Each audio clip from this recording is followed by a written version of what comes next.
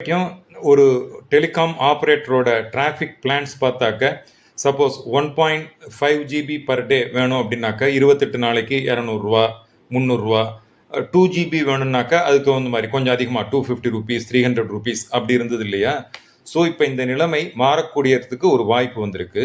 என்ன பண்ணியிருக்காங்க அப்படின்னாக்க large telecom operators department of டெலிகாமை அணுகியிருக்காங்க. அவங்க என்ன சொல்கிறாங்க, டிஃப்ரெண்ட் கேட்டகரி ஆஃப் சப்ஸ்கிரைபர்ஸ்க்கு தகுந்த மாதிரி எங்களுடைய டாரிஃப் பிளானை நாங்கள் பண்ணுறதுக்கு வாய்ப்பு கொடுக்கணும். அப்படின்னா என்ன, இதுக்கு பேர் வந்து நெட்வொர்க் ஸ்லைசிங்.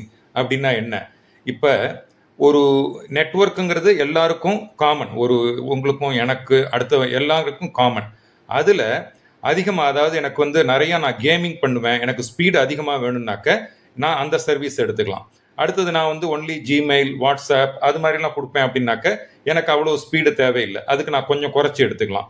அதே மாதிரி டிஃப்ரெண்ட் கேட்டகரிஸ் ஆஃப் சப்ஸ்கிரைபர்ஸ்க்கு தகுந்த மாதிரி எனக்கு பண்ணுறதுக்கு ஒரு வாய்ப்பு கொடுக்கணும் அப்படின்னு சொல்லிட்டு டெலிகாம் ஆப்ரேட்டர்ஸ் டிபார்ட்மெண்ட் ஆஃப் டெலிகம்யூனிகேஷனை அணுகியிருக்காங்க. So department of telecommunication in turn TRAI, அதாவது telecom regulatory authority of India இருக்காங்க இல்லையா, அவங்களுக்கு என்ன இன்ஸ்ட்ரக்ஷன் கொடுத்துருக்காங்கன்னாக்க நீங்கள் டிராஃப்ட் ரூல்ஸை தயார் பண்ணுங்க. இதில் நெட் நியூட்ரலிட்டிங்கிறது அஃபெக்ட் ஆகக்கூடாது. ஏன்னா அது ஒரு ஃபியர் இருக்கு. நெட் நியூட்ரலிட்டினா என்ன அப்படின்னாக்க, யார் வந்து அதிகமாக பே பண்ணுறாங்களோ அவங்களுக்கு வந்து அதிகமாக, அதாவது உடனே கிடைக்கிற மாதிரியும், குறைச்சி பே பண்ணுறவங்களுக்கு அவங்களுக்கு கொஞ்சம் நேரம் அப்படியே சுற்றி சுற்றி சுற்றி லேட்டாக வர மாதிரியும் இருக்கக்கூடாது. எல்லாருக்கும் ஒரு சர்வீஸ் QoS அப்படிங்க, அதாவது குவாலிட்டி ஆஃப் சர்வீஸ் வந்து டிஃபைன் பண்ணுங்க. இந்த மாதிரி இதுக்கு இவ்வளவு குவாலிட்டி நான் கொடுப்பேன் அப்படிங்கிற விஷயத்தை இவங்க அஷ்யூர் பண்ணணும். ஸோ இதோட பேப்பர் டிராஃப்ட் ரூல்ஸ் தயார் பண்ண சொல்லி ட்ராய்க்கு வந்து இன்ஸ்ட்ரக்ஷன் கொடுத்துருக்காங்க. ஸோ இது வந்து ஒரு ரியாலிட்டி ஆக போகுது.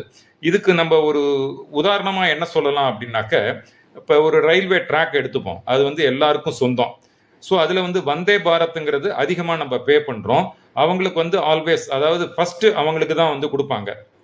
அதே இது சூப்பர் ஃபாஸ்ட் எக்ஸ்பிரஸ், அதுக்கு அடுத்தது வெறும் எக்ஸ்பிரஸ், அப்புறம் ஆர்டினரி ட்ரெயின். ஸோ எல்லாருக்கும் ட்ராக் சொந்தமாக இருந்தாலும் யார் அதிகமாக பே பண்ணுறாங்களுக்கோ அவங்களுக்கு வந்து அவைலபிலிட்டி முதல்ல போயிடும், அடுத்தது அப்படியே டவுனாக வரும். ஜஸ்ட் ஒரு எக்ஸாம்பிளுக்காக தான், நாட் எக்ஸாக்ட் சேம், ஜஸ்ட் ஒரு ரெஃபரன்ஸ்க்காக சொல்லியிருக்கேன். இந்த மாதிரி புது விஷயமாக இருக்கிற விஷயங்களை, பயனுள்ள தகவல்களை எல்லாருக்கும் ஷேர் பண்ணுங்க, சேனலுக்கும் சப்ஸ்கிரைப் பண்ணுங்க.